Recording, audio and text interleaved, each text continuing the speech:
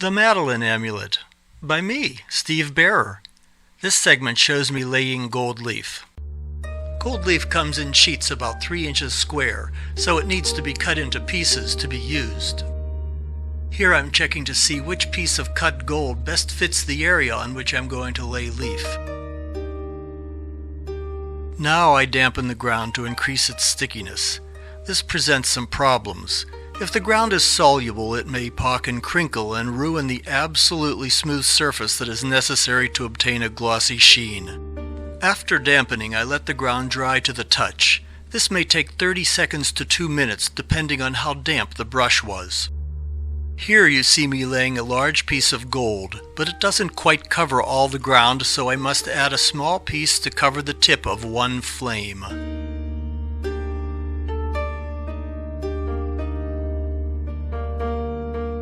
Now, using a piece of special tissue, I quickly rub the gold to make sure it adheres well to the surface and the rounded edges rising from the parchment.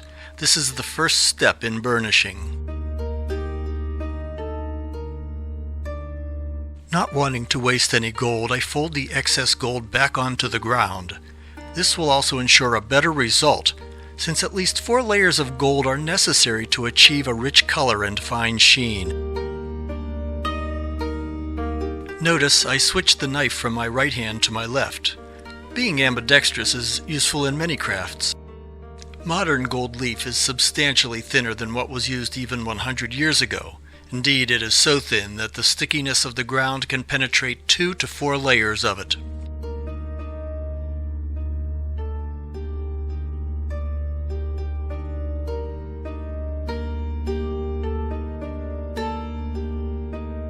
Again, using tissue, I rub the gold so the newly folded in edges adhere. I can't do this with a burnisher, as the gold may still be sticky. A fingertip over non-porous tissue does the job well.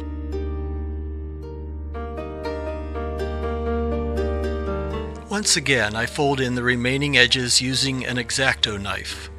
This is a little trickier than it appears. By the way, as should be obvious, the video is speeded up for most of the folding in and burnishing segments.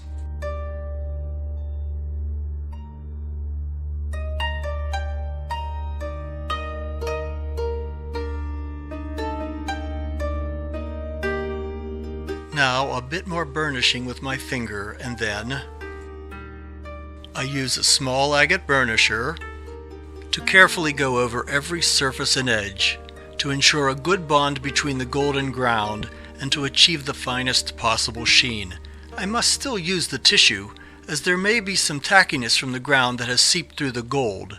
This would cause the burnisher, if used directly, to ruin the surface and strip off the gold. Only after 4 to 8 layers will I use the burnisher directly on the gold.